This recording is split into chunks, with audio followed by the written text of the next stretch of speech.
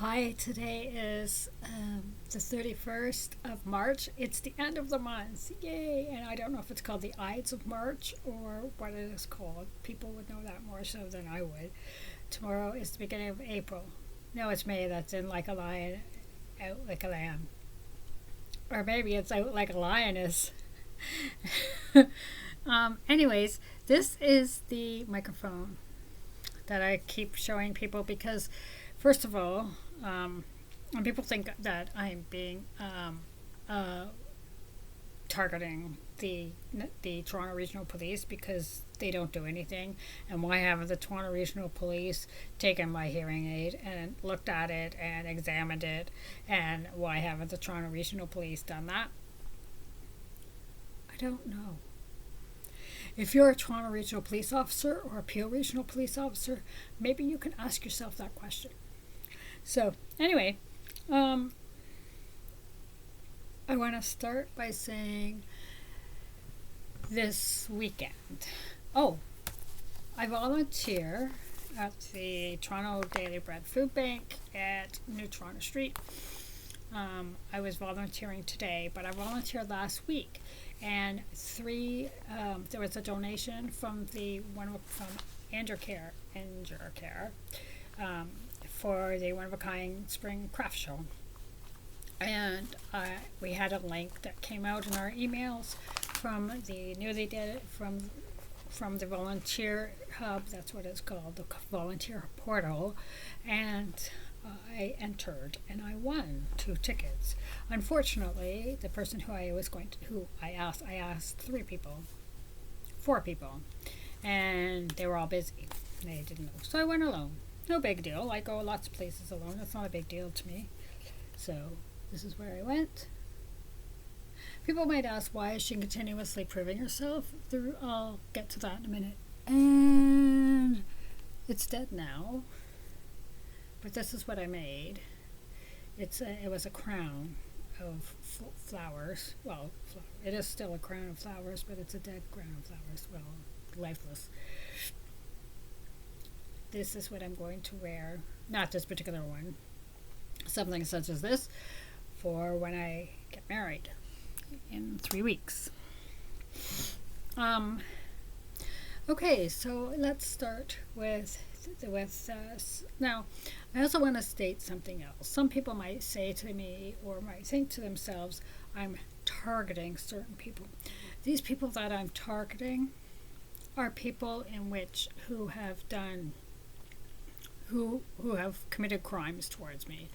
But these people that I'm targeting are individuals who have constantly, over the past couple of years, and they will stand in that office and they will admit it to me and to other people who come in the office who know, to people who are the tiger and tigresses. They admitted to John and Carol Arnott. They admitted to Mary Audrey Raycroft, and of course, because Mary Audrey is part of it, so of course she's going to admit it to herself. They talk amongst themselves. Melanie, Sandra, Jonatos. I don't really hear Jonatos speaking.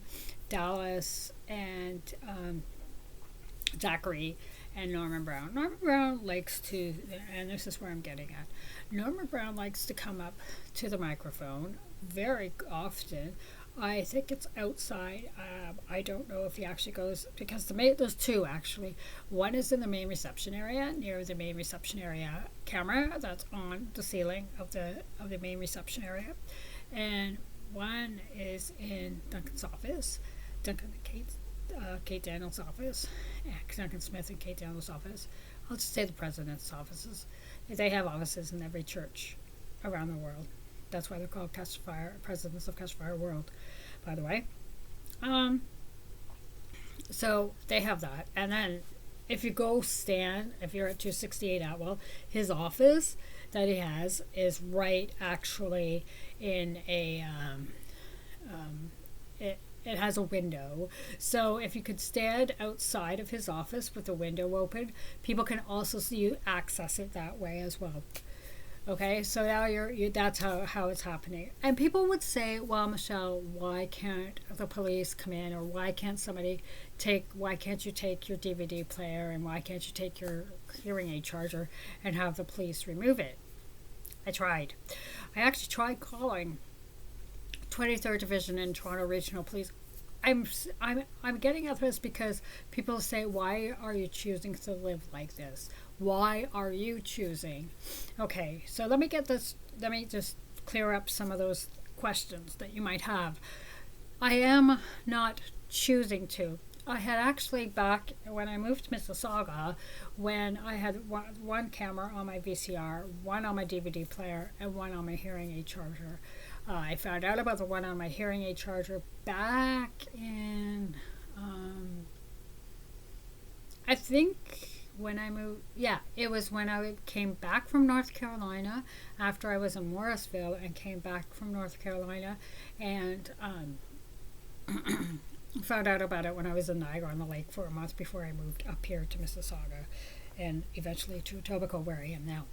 So, and then, excuse me, and then I found out about the one on the VCR when Duncan told me about the one on the VCR, and that Sandra had installed, well, through Jonatos Rogato, had done that, and Jeff and Christine Roundtree, who had allowed him in there, and the help, yeah, that's who it was. They allowed him in to come into my apartment when I wasn't there, and Jonas Rogato put it in, and then he had it installed and hooked up with the one in the office and linked the one in the office, and then it was his brainchild to put one in my hearing aids, and so I've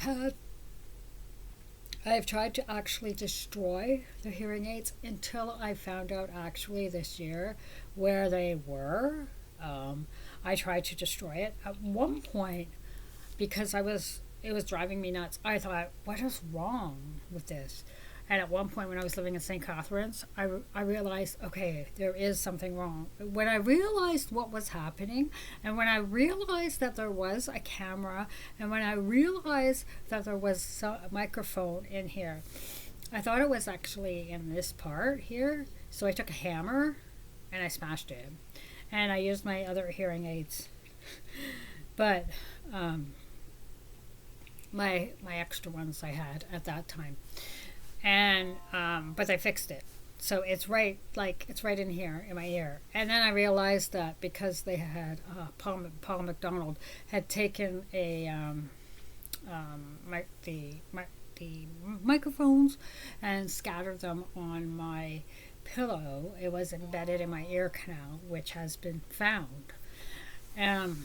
By the way, when I was done a hearing test, so I cannot receive any new. I asked when I went to do my hearing test, when I went to Connect Hearing over on West Mall in Etobicoke, was it West Mall or East Mall, one or the other, and I asked if I could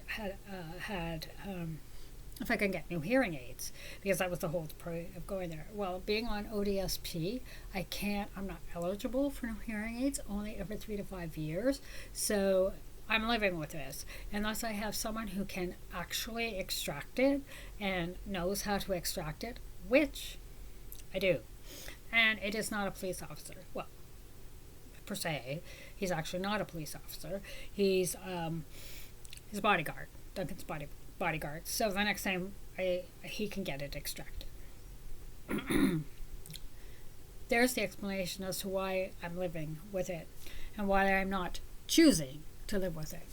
So the other thing is I cannot get the cameras off. I cannot get the cameras off. I block them. I take a piece of paper like this and I block them, or I turn them so it's not. So that's what I do. So that's fine. It is what it is, right? It's been since 2021 that I've had a camera and microphone in my ear and a camera where I am. If I actually my VCR, I threw in the garbage when I was in Mississauga, and then realized I was told that it was on my DVD player. So what am I going to do? Get rid of my DVD player? No, I've lost everything. I don't have the money right now. Why? Say it or long. Anyways, I don't have the money right now to replace my DVD player, and I can't replace my hearing aid charger. because that's money. So the hearing aids, when I do get them replaced, they're over $7,000, and they are charged. Uh, so I'll get a new charger then when I get new hearing aids, I guess. And John's Rogato's going to pay for that. Why? Because this is no longer a civil lawsuit. This is a criminal lawsuit, right? Um, the other thing I would like to state is on Saturday I did a little exploring. Despite the fact the weather was a little bit wacky, I did a little bit of exploring. I had to go to Dollarama. All those who knew me in St. Catharines know I love Dollarama. Dollarama, you like Dollarama? I mean, seriously, Dollarama grew out of the recession, and it was actually back, I remember when it was like a dollar store, a 50-cent store, and now it's $1, $2, $3, $4, $5. But in reality is if they decide to put in a freezer section or a free refrigerator section, it could become a little mini grocery store, and that's how people survive. And we all know, as I access the food bank and as I volunteer at the food bank, and as the way the high standard of living and the cost of living raises, inflation rates raises, and now with the tariffs that's going to happen between the U.S., Canada, and Mexico, that's going to happen. We're going to have a lot of the price is going to raise. So I mean to say, you go grocery shopping in Dollarama, and I mean I love Dollarama. You can pick up bread, you can pick up chips, you can pick up juices, you can pick up anything and everything. And you know what? There's nothing wrong with it. Nothing wrong. Anyways, so I went on the streetcar. I went down to Shoppers Drug Mart, and I just went a little bit exploring on Lakeshore Boulevard West.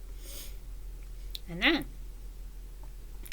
correct me if I'm wrong, I did know that there was a TTC bus that goes straight up Royal York Road from Lakeshore Boulevard West. You get off at Albania Avenue, and then you transfer to the streetcar or a bus on Lakeshore Boulevard West.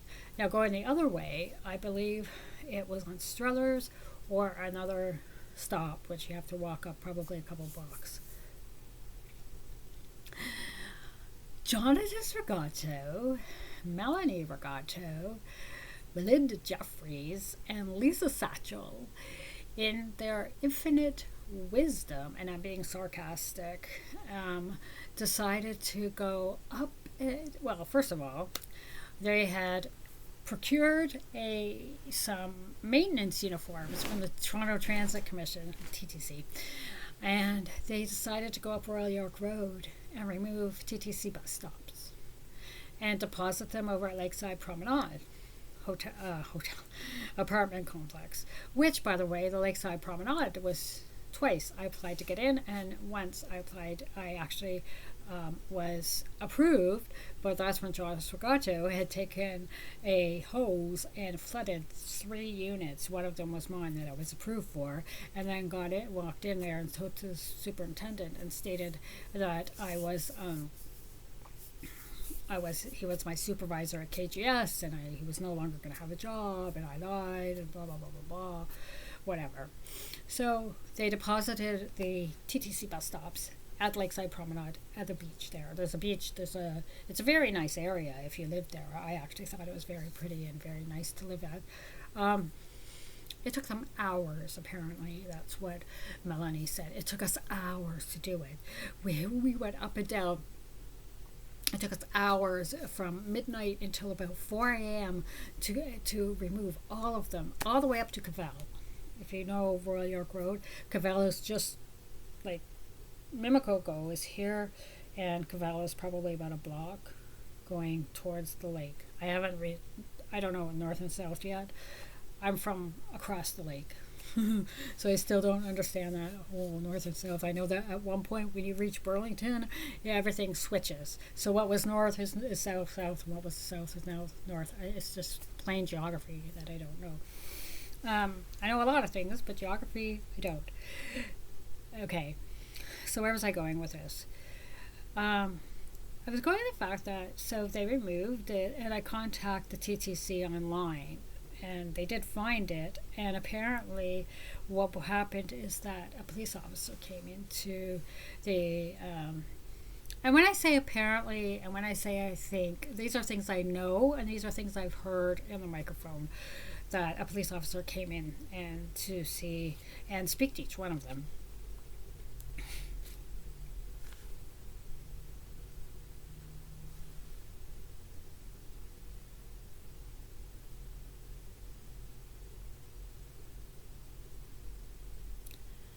Yes, now I'm hearing through this microphone, shut the F-U-C-K up, Michelle Verhaven. Jonas Rogato, why are you sitting there smiling like you were a Cheshire cat? Okay, so that's about Jonas Rogato, who, by the way,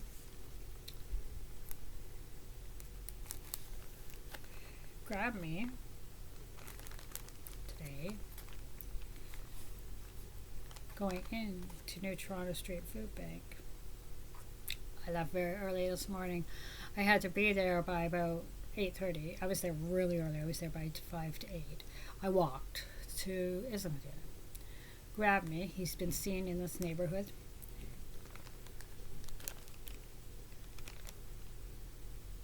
That's blood. That's blood from my anus. He grabbed me. He pulled my pants down. He pulled my panties down. And he actually took a cobra fang and scraped it. That's what I was doing all day. I was volunteering all day. I didn't want to miss my shift. So that's what that is. That's just from when I got home. It's been bleeding all day, and I have stains on my panties. And I will be taking this into the Toronto Regional Police, 23rd Division, giving it to them, along with my panties.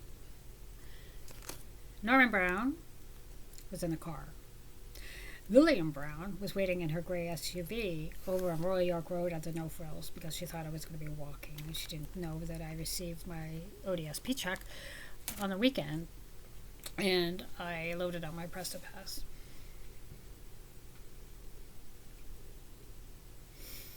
So, the other thing is, Duncan's coming into town this week. There has been repeatedly, I've been hearing that they've been threatening him. Sandra Long's been threatening to kill him. Norman Brown, who stands at the microphone and says things like, only methadone addicts go to the library. Only methadone addicts stop at No Frills. Only methadone addicts go to craft shows. I'll get that later. Only methadone addicts use the Toronto Food Bank. Only methadone addicts volunteer at the food bank. Only methadone addicts drink milk. Only methadone addicts. And it goes on and on and on and on and on. Norman Brown is not seen in the church. He drops Lillian off for church and heads to the Sandman Hotel. Why? Because Norman Brown, or the encounter room, one or the other, because Norman Brown receives his envelope. His envelope has the names of little girls, little boys, and young women. Norman Brown is a pedophile. Norman Brown and Lillian Brown, actually, there were 3 children who lived at 63 Thomas Street.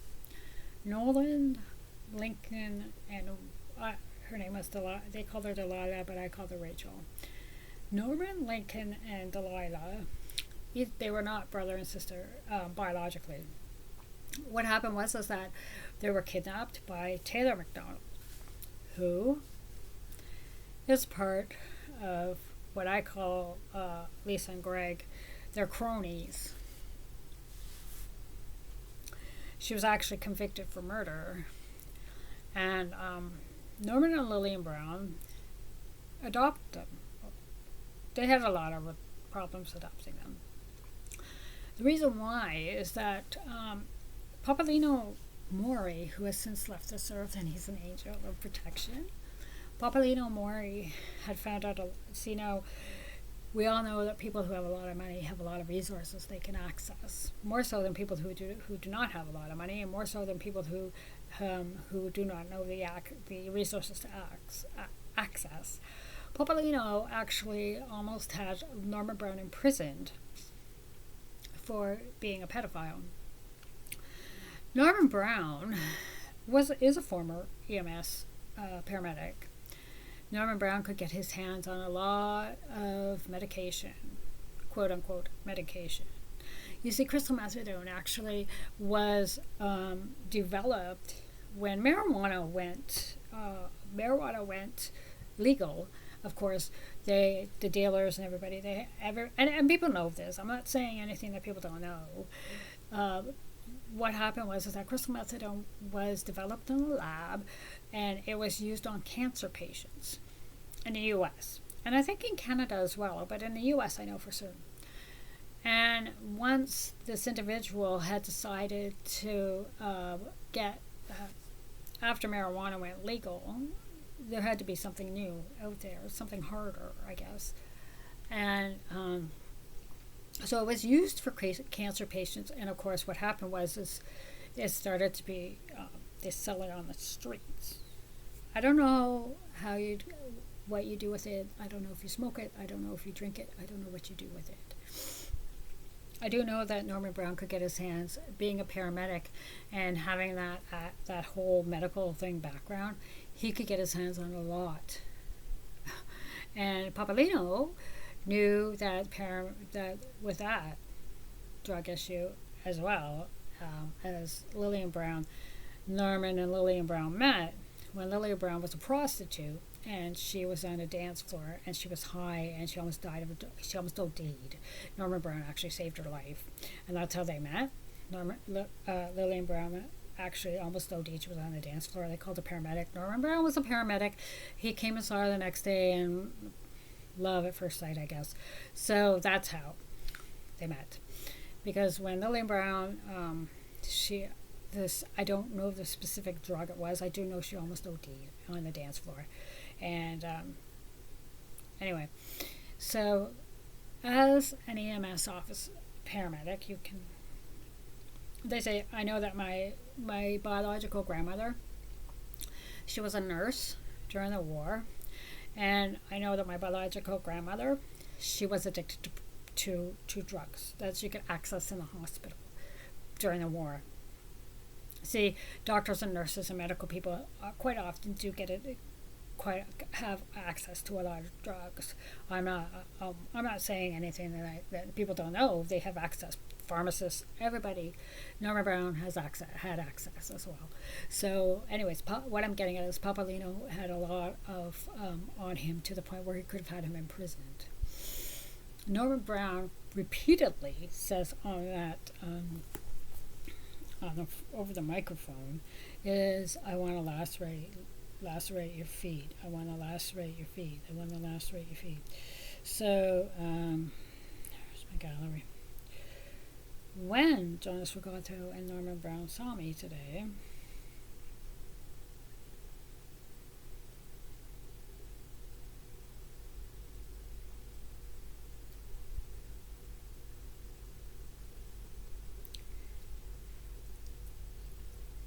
sorry, I'm just bringing it up.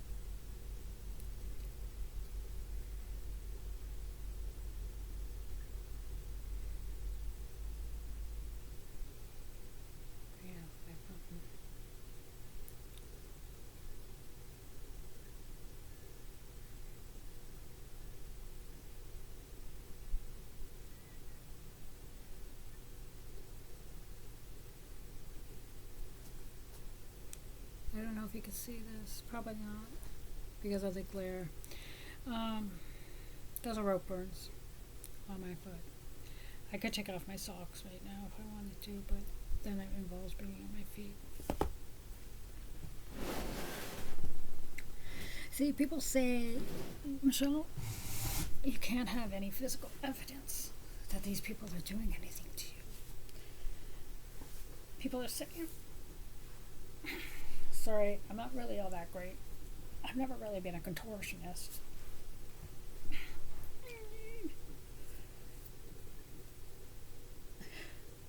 I don't know if you can see this. Anyways, so there's a rope burn on my ankle.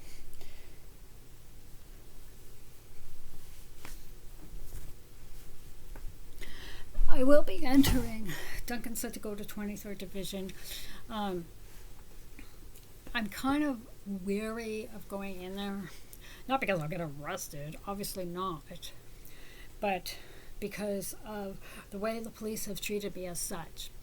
I'm more apt to save this and the pictures that I've downloaded, took with my phone and downloaded on my laptop. I'm more apt to save them and give them to his bodyguard and have his bodyguard deal with it.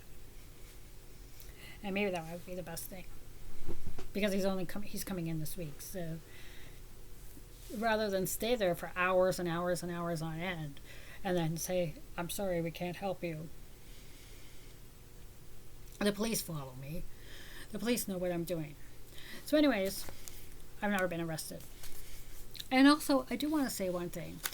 Apparently, Sandra Long, as well as Melanie, and apparently Ash, whatever, has contacted New Toronto Street Food Bank. My things, like I said, have been searched, and the staff member has stated today that he was really impressed with my work. I've been there. I was there since like 8:15, after everything happened, and I helped sort frozen food, and he was thoroughly impressed with my work. He says they have staff members who don't do half the stuff that I do. He wasn't flirting. Even if he was, I wouldn't even notice. At the Toronto One of a Kind craft show, Sandra Long was there apparently. And Sandra Long followed me around, and Sandra Long invited some intercessors. And I actually had, I guess he was a board member, stand in front of me while I was, what was I doing? Drinking my coffee. Yes, I was drinking a coffee. And Sandra Long followed me. Sandra Long asked an intercessor to see what I put in my coffee, which was 2 milk and 3 sugar. 2 milk and 3 sugar. And Sandra Long had a number of intercessors actually watch me. What did I buy?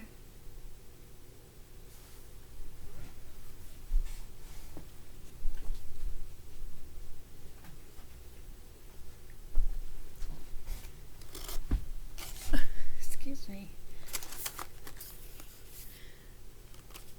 A $15 thing of cookies. That's me. I bought some cookies. What did I buy when I went to the St. Lawrence Market? $32 worth of hot sauce and mustard. I'm a foodie. A foodie who gets in trouble all the time. Anyway, that's what I bought. And I made my little crown of flowers, bought a coffee, spent a couple of hours just walking around. Sandra Long followed me, and apparently they wanted to catch me dealing something, taking something, whatever. So I got on. Oh yes. And apparently, Jeff Yancey was waiting at Royal York Road and Judson Street to get me. Because you see, the whole thing now is that Sandra Long and Norman Brown have to get me down to St. Catharines. Whoever gets me down there first, they get $20 million. Norman Brown kept repeating today after today, all day long, "I can't wait till you're my companion. I can't wait till you're my companion. You're going to be my companion. Don't do this, don't do that, don't do that." This is an engagement ring. The other thing is he said that Sandra Long has released me. Uh, Sandra Long. Sandra Long says, Duncan, she's been released. I released her as Duncan's companion. Well, I'm not his companion anymore. I'm his fiancée.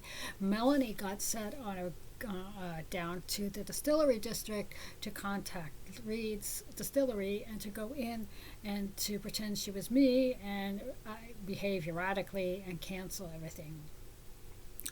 Melanie couldn't find her, as they stated on the microphone, her panties in a laundry basket. You put Melanie in a cab and she ends up halfway across. I don't know. Let's just say she doesn't. She's not very apt at going out by herself. So, yeah, that's what I did on Sunday, and I came back here, and I worked on invitations, and you see, the moment that they release money is the moment that Sandra Lone realizes that she's lost. Well, she lost anyways, but that's the whole thing. They've lost. They're grasping. I had Kevin Jeffries follow me this morning, when I as well before I met up with Jonatos Rogato, and he did whatever he did. And yes, I did get on the wrong train yesterday, and actually that was a good thing because the train that went directly from Exhibition to Port Credit, and got off Port Credit and then got on the correct train to Mimico. Because, like I said, Jeff Yancey was waiting at Royal York Road, and Judson Street. So, where are the police in all this? And I get in trouble for I guess, speaking about the police like this. I don't know. I don't know where the police are about this. Linda Jeffrey sits there and says, well, I have a job. Michelle doesn't have a job. Well, Michelle has a job, actually, and Michelle is going online. And I'm finishing my last module for my insurance course, agent course, and I will be getting my certifications. The only reason why I couldn't get started on it last week is because I didn't have any paper, and I had to buy a notebook, and I went to the Dollarama. Love the Dollarama. But, you see, that's the thing. Michelle doesn't have a job. Michelle...